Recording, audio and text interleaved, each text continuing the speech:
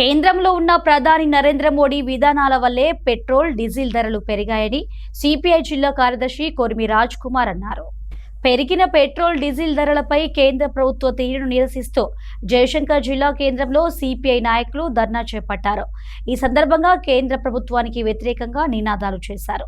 ఒకవైపు రష్యా తక్కువ ధరకు ముడి చమురు ఇస్తామంటున్న ప్రధాని మోదీ మాత్రం ట్రంప్ ఏది చెప్తే అదే విధంగా వ్యవహరిస్తున్నారన్నారు. మోడీ ప్రభుత్వం అదే విధంగా బీజేపీ పాలిత ప్రాంతాల్లో పొదుపు చేసి చూపించాలన్నారు.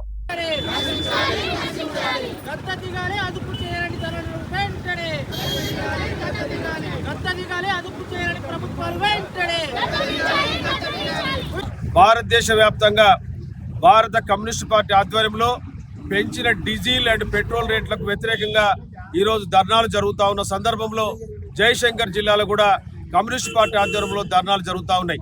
దీనికి ప్రధానమైన కారణం చేతగాని ప్రధానమంత్రి నరేంద్ర మోడీ గారి వ్యవహారశీలి మన విదేశీ వ్యవహారాలు ఇవన్నీ చూస్తే ఈరోజు చమురు మేము తక్కువ రేట్లకు ఇస్తామని రష్యా చెప్తా ఉన్నా ఈరోజు ట్రంప్ మాటలు విని ట్రంప్ అదుపాజ్ఞలో పనిచేస్తున్న నరేంద్ర మోడీ రష్యా నుంచి చమురు దిగుమతి చేసుకోకుండా ఈరోజు ఎక్కడైతే ఎక్కువ ఉందో ఇక్కడి నుంచే తీసుకోవడం వల్ల ఈరోజు ఈ పరిస్థితి సంభవించింది.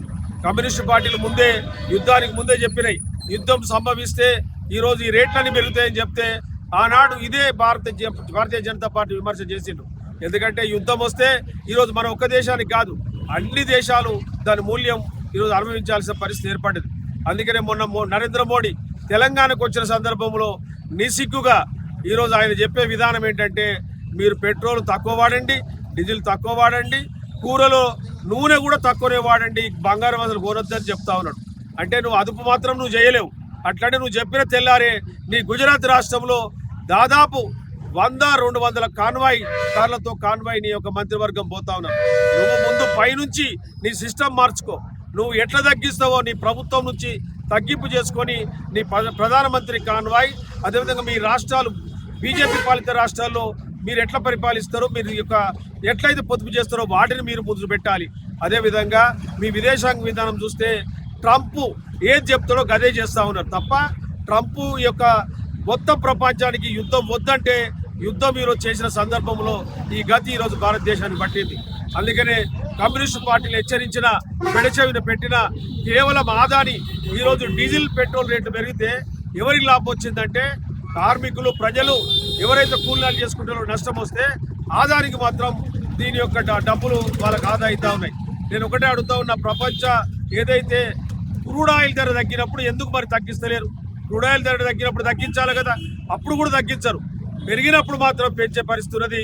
దీనివల్ల ఇప్పటికే కమర్షియల్ గ్యాస్ పెరగడం వల్ల టిఫిన్లు పెరిగినాయి. సామాన్య మానవుడు హోటల్లో టిఫిన్ చేద్దామన్నా, భోజనం చేద్దామన్నా 200 రూపాయలు భోజనం అయింది, టిఫిన్ ఈరోజు 50 రూపాయలు 60 రూపాయలు అవుతా ఉన్నది.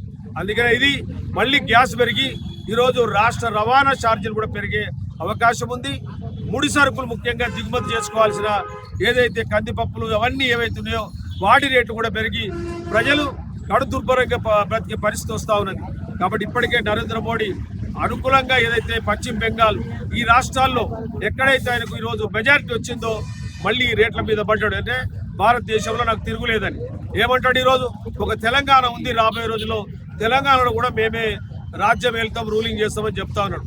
రూలింగ్ చేసినా పర్లేదు కానీ మీరు మాత్రం ఈ రేట్లు మిత్రం తగ్గించకపోతే మీ సీటు దిగడం ఖాయమని చెప్పి భారత కమ్యూనిస్ట్ పార్టీ ఈరోజు హెచ్చరిస్తా ఉంది.